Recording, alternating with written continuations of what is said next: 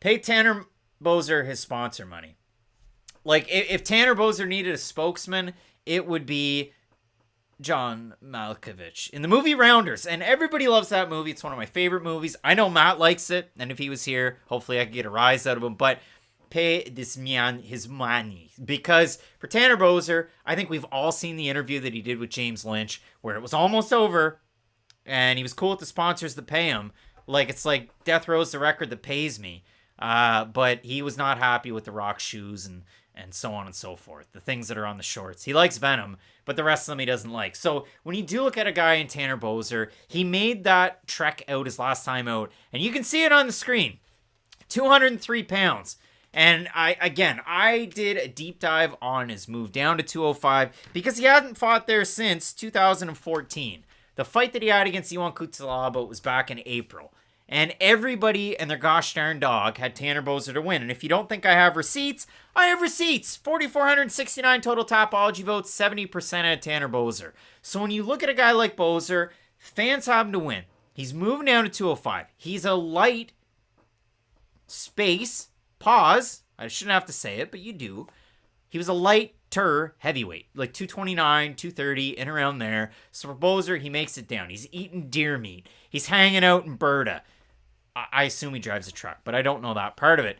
So he loses that fight against Ion Cutelaba, protested the stoppage a little bit. He's deleted his social media since. He's focused a lot on his camp. He mentioned to James Lynch he got back into bouncing on the weekends. So, some stability there. And at least you can kind of pay for things because you're not getting your full purse. You get the show money, but you're not getting the win money. And now he's taking on Aleksa Camur. And Camur has been away for over 2 years. And you might think to yourself, well, where's Aleksa Camur been? So I listened to an interview that he did, and it came out on July 10th with JHK, All-Star MMA. The guy does the best interviews. Wouldn't have had him here at Fight Night Picks doing interviews if he wasn't the best. He does the best.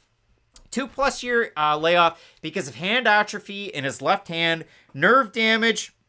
There's quite a bit of tingling there, and he mentioned it was due to ulnar nerve damage, so he had everything cleaned up.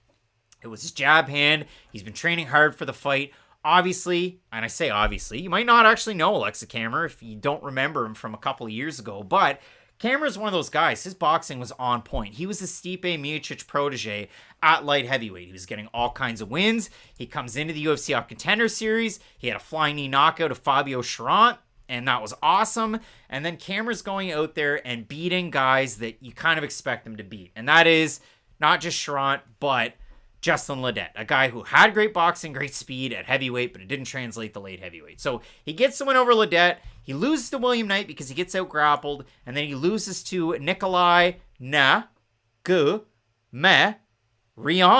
And in that one, they mix it up. It's a split decision loss. You could argue either way. Nikolai got it done with the wrestling. Camur got it done with a little bit of striking. But when you do look at it in this fight, I mean, for Camur, he's got the boxing. If Boser can mix it up, he's got really good kicks that he doesn't necessarily utilize all that well. I might reel that one in a little bit. If he uses them often and early, Boser's a really quick kicker, and he's one of those guys that can keep his defenses up, throw the kick, and he's in and he's out. He always had that speed at heavyweight. Wrestling, it got tested when he was over with ACB, but for what it is, it's not that bad. Now, when you do look at it, Matthew Bartoli saying peekaboo from Calgary. We've got a Boser is a nothing burger personified. I don't know about that.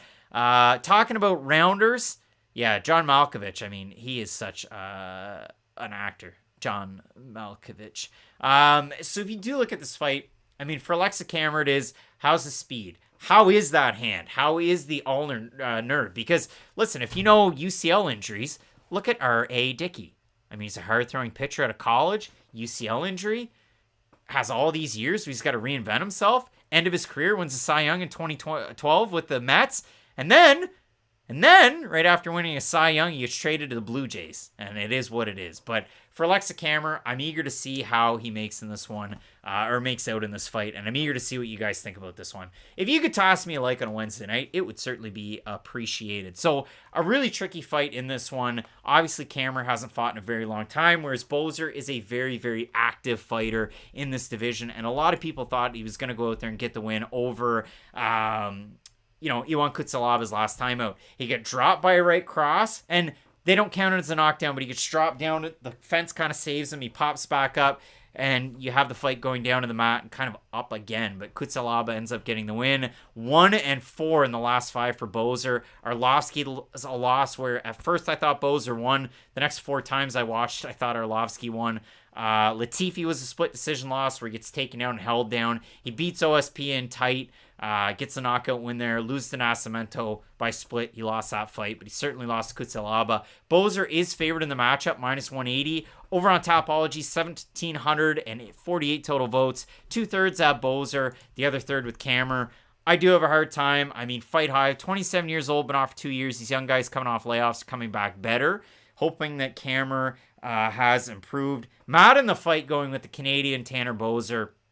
Not to be a contrarian, but I do edge the younger guy in this one. Now, the one crazy thing is, you get a guy with 31 pro fights who's taken on a really high-level competition outside of the UFC, and a high level in the UFC as well. You get a guy with 8 pro fights who hasn't fought in 2 years.